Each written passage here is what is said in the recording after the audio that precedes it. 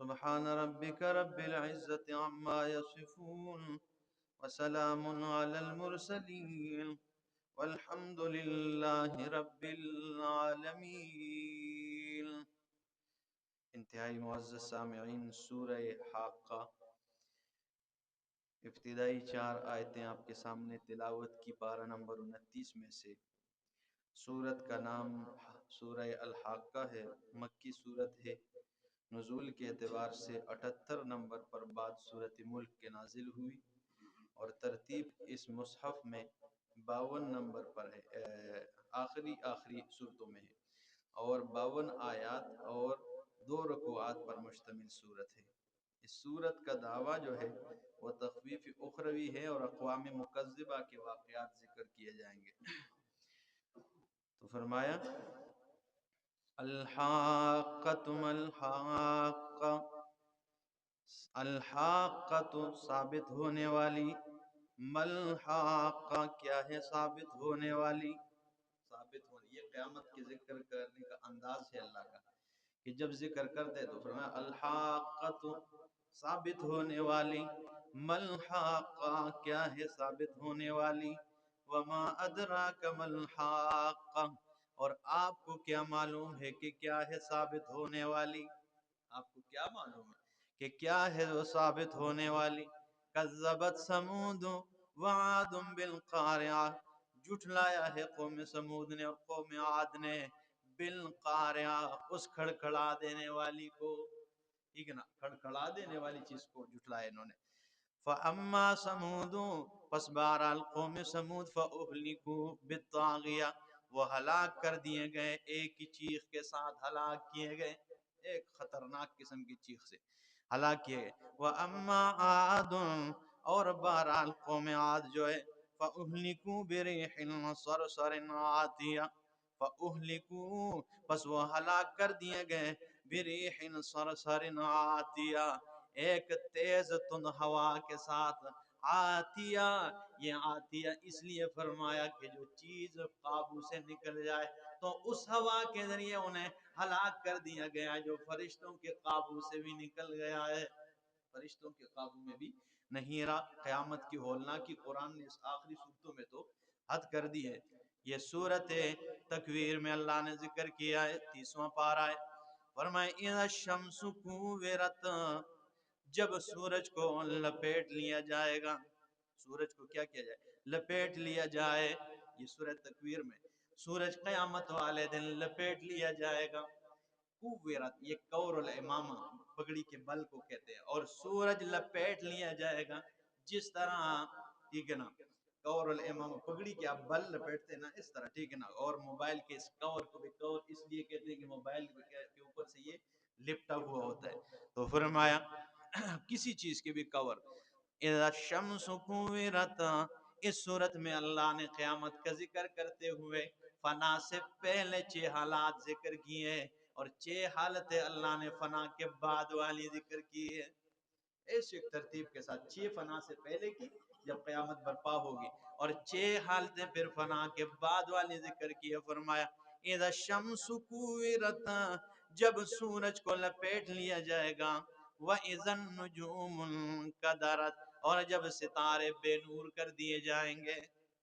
انقدار کہتے ہیں فلاں کے دل میں ہمارے لیے کدورت ہے، یا میرے دل میں فلانے کے لیے کدورت ہے، محل کو کہتے ہیں.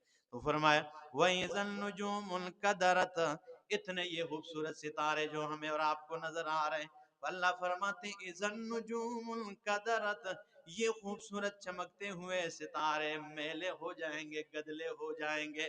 وَإِذَا الْجِبَالُ سُيِّرَتْ اور جب پہاڑوں کو چلایا جائے گا. وَإِذَا الْعِشَارُ عُطِّلَتْ اور جب 10 ماہ کی گابن اونٹنی کو بیکار چھوڑ دیا جائے گا. 10 ماہ کی گابن اونٹنی، ٹھیک ہے نا، جو بالکل سونے کے قریب ہو. اس کا ذکر کیوں کیا اللہ ہے کہ قیامت کی ہولناکی اتنی ہوگی کہ ہمارے ہاں تو مجھ ہوتی ہے اور یہ گاں وغیرہ یہ چیزیں نا، اونٹ کا زیادہ نہیں تھا، لیکن عرب ممالک میں اونٹ زیادہ ہوا کرتے. اللہ نے اس کا ذکر کیا کہ جس طرح 10 ماہ کا گابن جانور ہوتا ہے تو زمیندار کے اور مالک کے توجہ کا مرکز وہی جانور ہوتا ہے. کس ٹائم بچہ پیدا ہو جائے کہیں ضائع نہ ہو جائے, جانور خراب نہ ہو جائے. تو فرمایا یہ ہولنا کی اتنی شدید ہوگی کہ 10 ماہ کے گابن جانور کو بھی لوگ بیکار چھوڑ جائیں گے اور اپنی پسینے میں ڈوبا ہو. تو فرمایا وَإِذَا الْعِشَارُ عُطِّلَتْ, جب 10 ماہ کی گابن اونٹنی کو بیکار چھوڑ دیا جائے گا. وَإِذَا الْوُحُوشُ حُشِرَتْ, اور جب وحشی جانور اکٹھے کیے جائیں گے. ویسے تو اللہ نے انسان سے انہیں ڈرایا ہوا ہے, یہ وحشی جانور جنگلوں میں ہوتے ہیں, انسان کے پاس نہیں آتے, لیکن قیامت کی ہولناکی اللہ فرماتے ہیں اتنی ہوگی کہ وحشی جانور جنگلوں سے انسانوں کے پاس آ جائیں گے کہ کہیں انسانوں کے پاس ہمیں امن مل جائے. ان پہ بھی اتنی وحشت ہوگی. اور یہ بھی کہ انسانوں کے پاس ہے. تو فرمایا وَإِذَا الْوُحُوشُ حُشِرَتْ, جب یہ وحشی جانور اکٹھے کیے جائیں گے. وَإِذَا الْبِحَارُ سُجِّرَتْ, اور جب فرمایا سمندروں کو چلایا جائے گا, جوش دیا جائے گا, سمندروں کو جوش دیا جائے گا, بڑکایا جائے گا. اللہ اکبر. یہ 6 حالتیں فنا سے پہلے کی ہے, آگے 6 حالتیں فنا کے بعد والی. فرمایا وَإِذَا النُّفُوسُ زُوِّجَتْ, اور جب روحوں کو نفسوں کے ساتھ جوڑ لیا جائے گا, روحوں کو بدنوں کے ساتھ جوڑا جائے گا. قرآن نے تو ذکر کیا کہ قیامت کے بعد والی فنا والی جو کے بعد والی صورتیں ہیں اور حالتیں, اس میں پہلے نمبر پہ یہ رکھا کہ جب ان روحوں کو جسموں میں ڈالا جائے گا. اور مولوی اس بات کو ماننے کو تیار نہیں کہ نہیں یہ جو ہی قبر میں رکھتے تو یہ مل جاتے ہیں. اب قرآن کو غلط ثابت کرنے کی کوشش کرتے ہیں اور اپنی منمانی کرنا چاہتے. تو فرمایا وَإِذَا النُّفُوسُ زُوِّجَتْ, اور جب نفسوں کو قیامت کے بعد نفسوں کے ساتھ یعنی جسموں کے ساتھ جوڑا جائے گا.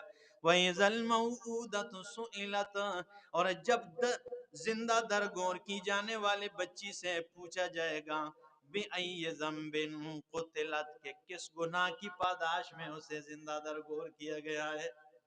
جب زندہ درگور کی جانے والی بچی سے عرب کرتے تھے. ایک صحابی رسول فرماتے ہیں 2 باتیں ایسی ہیں یا رسول اللہ, جب ایک بات یاد آتی ہے تو رو پڑتا ہوں, اور جب ایک بات یاد آتی ہے تو ہنسنے لگتا ہوں. اللہ کے رسول نے فرمایا کون سی بات ہے؟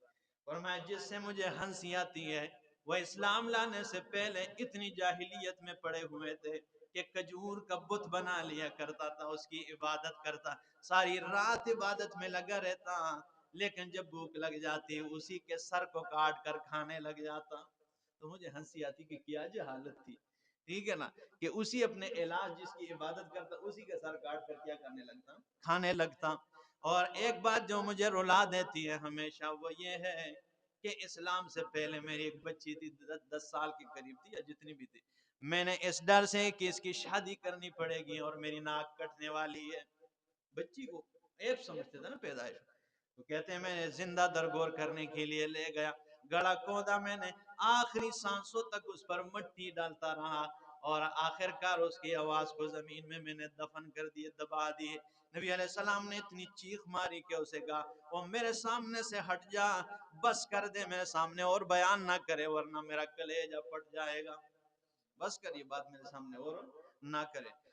اللہ اکبر. تو فرمایا وَإِذَا الْمَوْءُودَةُ سُئِلَتْ, جب 10 زندہ درگور کی جانے والی بچی سے سوال کیا جائے بِأَيِّ ذَنبٍ قُتِلَتْ, کس گناہ کے پاداش میں اسے قتل کیا گیا ہے. یہ پوچھ ہوگی, ٹھیک ہے نا, آج کل یہ جو قتل کیے کرتے ہیں لوگ, ٹھیک ہے نا, یہ پوچھ نہیں ہوگی اس پچھلے مہینے میں جاتلی کے آس پاس یہ سارے بے گناہ قتل کیے جا رہے ہیں, ٹھیک ہے نا, ہر قتل کے متعلق سوال ہوگا. وَإِذَا الصُّحُفُ نُشِرَتْ, اور جب اعمال نامے کھول دیے جائیں گے. وَإِذَا السَّمَاءُ كُشِطَتْ, اور جب آسمان کی کال اتار دی جائے گی. کشت کہتے ہیں کال اتارنے کو, جیسے ٹھیک ہے نا قصائی ہوتے ہیں نا, وہ بکرے کو ذبح کر کے الٹا لٹکا دیتے ہیں اور اس کو پکڑ کے چمڑے کو نیچے کی طرف کھینچ لیتے ہیں, تو اس کے اندر کی ساری چیزیں ظاہر ہو جاتی ہیں, اس کی پسلیاں اور سب چیزیں.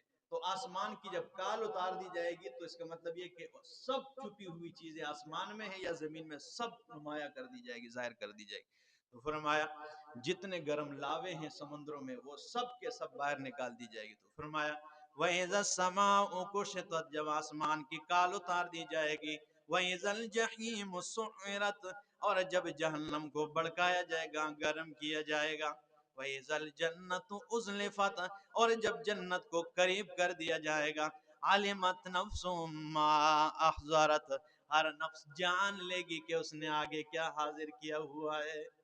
یہ ٹھیک ہے، آخری روزہ ہے نا، تو ہر نفس جان لے کے اس نے آگے کیا حاضر کیا ہو. تو فرمایا یہ کہ ادھر بھی اسی کا ذکر کیا کہ الحاقۃ ملحاقۃ وما ادراک ملحاقۃ، کیا ہے ثابت ہونے والی.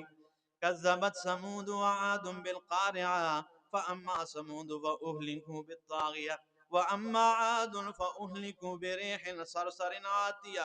قوم عاد کو ہلاک کیا گیا تیز تند ہوا سے عاتیہ جو قابو سے باہر نکل چکی ہے. سخرها علیہم 7 لیال و 8 ایام، سخرها، اللہ نے یہ ہوا ان کے اوپر 7 دن اور 7 راتیں اور 8 دن، حسوما فتر القوم فیہا سرعا، لگاتار ان پہ یہ ہوا چلتی رہی.